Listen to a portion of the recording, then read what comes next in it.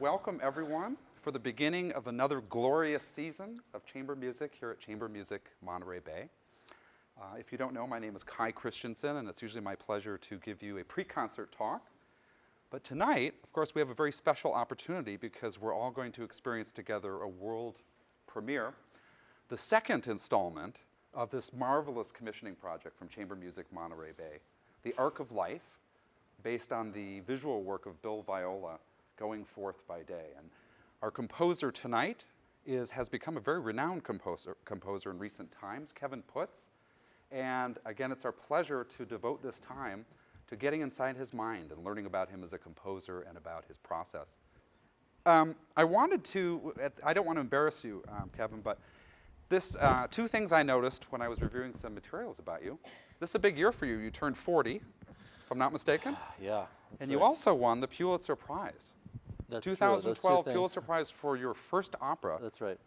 That's an extraordinary achievement. Thank you. Thank you.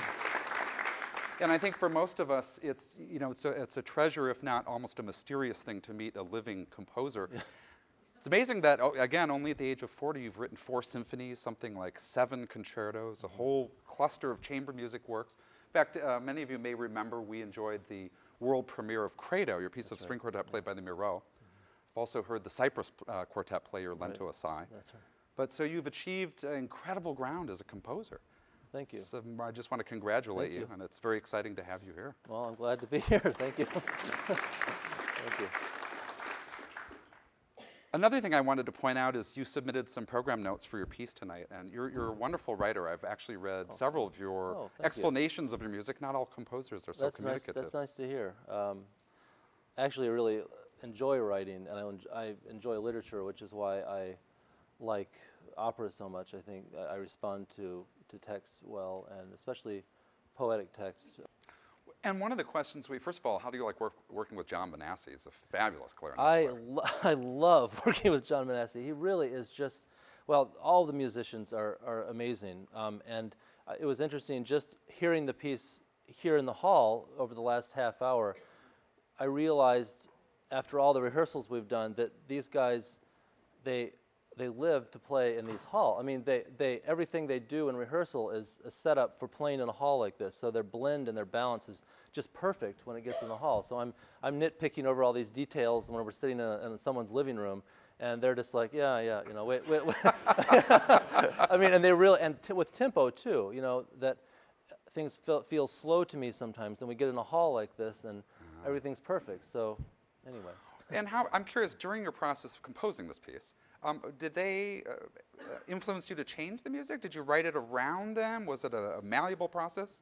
Yeah, it's always a malleable process. There was one part in the first movement which they worked on. They must have had 5 rehearsals, and finally they just said, we can't do it. It's just everyone's playing a different rhythm, and we don't know who to listen to. And that's what I wanted. I wanted a sense of being kind of lost in a swirl of different lines. But you know, I've written a lot of music for orchestra, and it's very different when there's somebody giving you a downbeat all the time. You know, just even peripherally, just to know, okay, there I am again. You know, and to have none of that, just to go by sounds you're hearing from the other instruments. Chamber music is a very different kind of animal, I guess. I hate using those kinds of things, but yes, it is from the orchestra. So.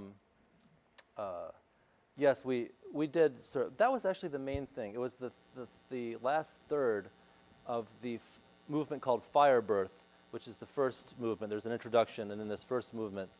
And the end of it is a big sweep up, a big acceleration from the bass of the piano. All the instruments enter gradually until you go to the very, very, very top of the piano, this big sweep upwards. And what I had done originally was just too crazy, so we worked on, I rewrote that in Austin, sent them the PDF that day, and they rehearsed it the next day. I mean, that's the beauty of, you know, it's so easy these days to do those things, and it's a good thing that it is. So. Now, and you mentioned this crazy piano part. You, of course, are a pianist yourself, that's right, and you perform. Yeah. Mm-hmm. So, didn't you debut one of your piano concertos? I did at Ellen Primax Festival, at Cabrillo Festival, which was a harrowing night for me, but also exciting, and yeah. So. And how often are you performing? Is that, what percentage of your work is that?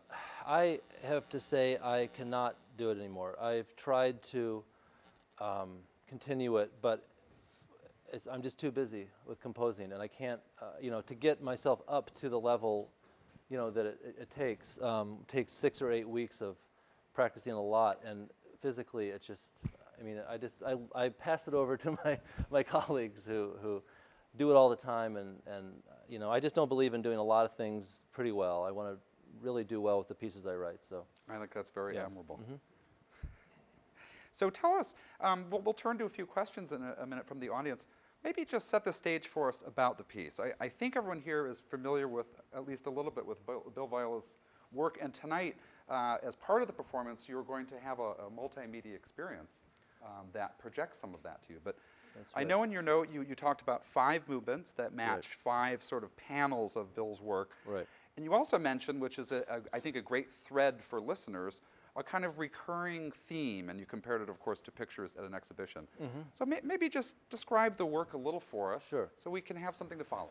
Well, apparently I've taken this commission the most literally of all of the composers, and I really did try and, represent each of the 5 panels in this art installation through the music. I can describe the installation a little bit.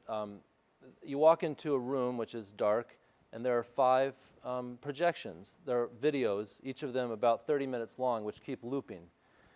And each one is about a different stage of life. So the first one is it's kind of about birth, very generally. You'll see these images. So you're going to see stills from the installation. You won't see moving videos, but we have a few pictures that will, stills that you'll be able to see during the piece, which will give you a little guide to how, what the music is trying to depict.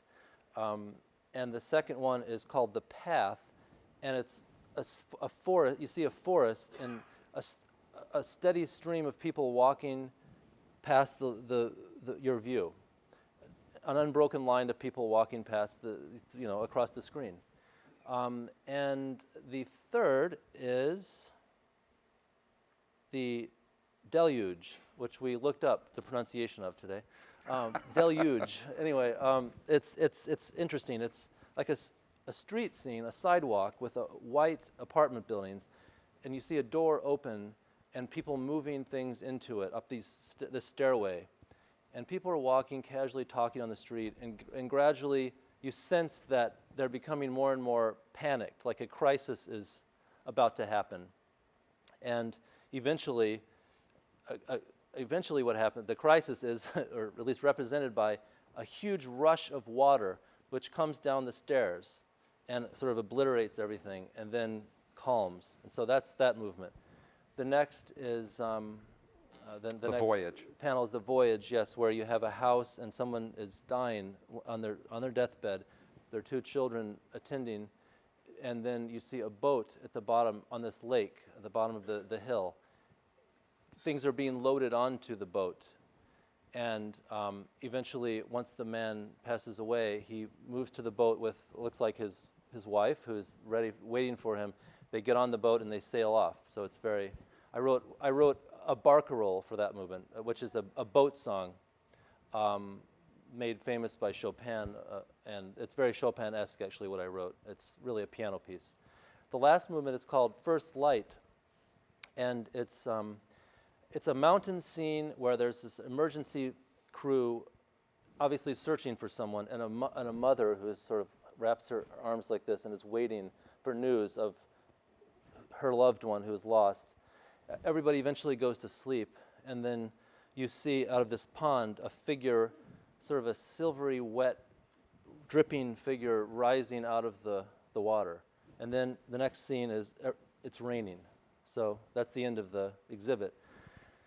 And like you said, I thought of, it was impossible not to think of Mussorgsky's Pictures in an Exhibition, which has this promenade, which kind of connects all the different movements, and it represents the viewer walking from painting to painting. And so the first music that you hear is that sort of promenade music, though I call mine Going Forth, because the installation is called Going Forth by Day, which is an ancient way of saying is being a ghost, really. That when you die, your spirit is able to go forth by day. So the music that you'll hear, so My Promenade is actually a very sort of ghostly, mysterious kind of music that you'll hear interwoven between each movement, almost each movement. One of them doesn't have it, but. So there are two little connections. Thank you for a wonderful description. Yeah. Two connections that come to mind. Of course, another piece we're having on the program tonight is the famous Ghost Trio, Beethoven, the second movement of which is a very perhaps ghostly, going forth by day or going forth by midnight. And also, the Trio Solisti has done their own very interesting transcription of Mussorgsky's pictures at an exhibition, which is available on one of their CDs upstairs. I didn't know So we that. kind of have a little tie-in there as well. I want to, again, turn it over, but I have just one more question, kind of totally off in a different direction. You're a young enough composer that I'm sure you must have an iPod, yes? I have an iPhone, which just rang. In fact, and it's Maybe another commission my coming wife up. at 10:21 in New York wants to talk. Ah. Probably not a good time, but yeah. Well, what I was curious to ask you, as just a very random, but perhaps revealing insight into you, what, if we were to listen to your iPhone, what music would we find on there? What do you listen to? It's all over the place. I just gave a seminar at Peabody Institute in Baltimore where I teach.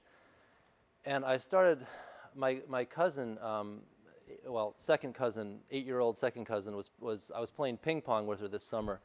And she had on the ping pong table on the corner, her iPhone or her whatever.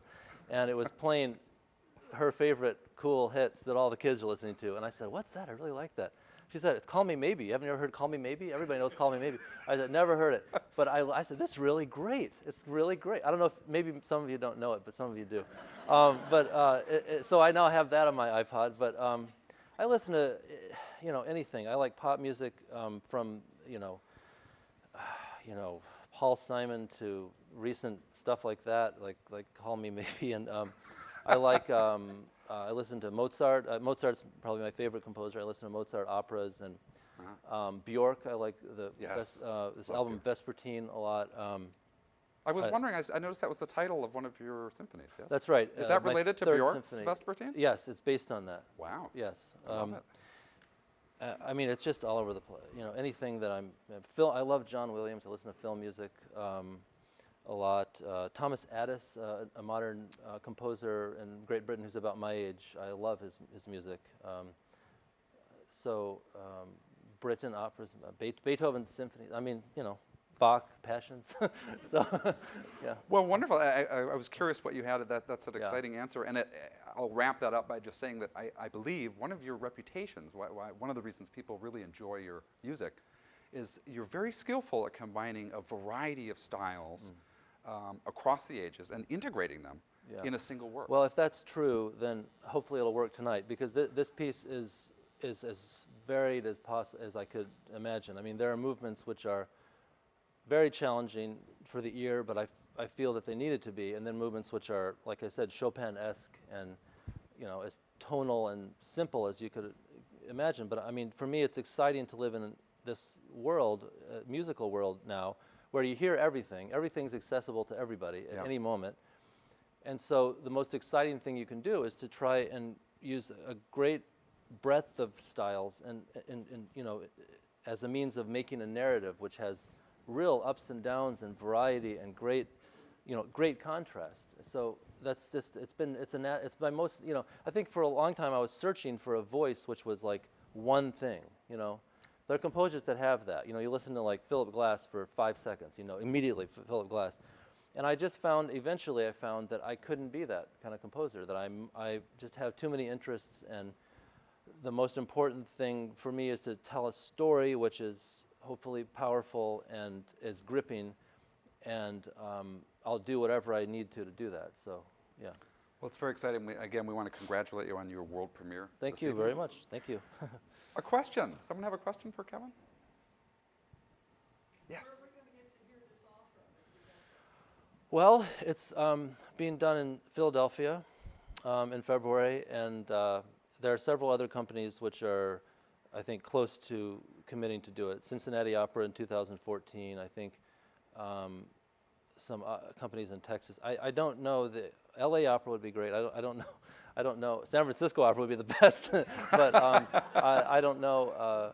I don't know yet. So we'll see. I mean, it's going to be, so there'll be the East Coast premiere in February, and it's going to be broadcast. Oh, there you go. It's going to be broadcast nationally on PBS next holiday season. So not this holiday season, but next around the New Year, So Christmas, that kind of thing. Next year. Next year, What yeah, okay. yeah. We hoped it would be this year, but it'll be next year. So. Wonderful. Another question. Yes.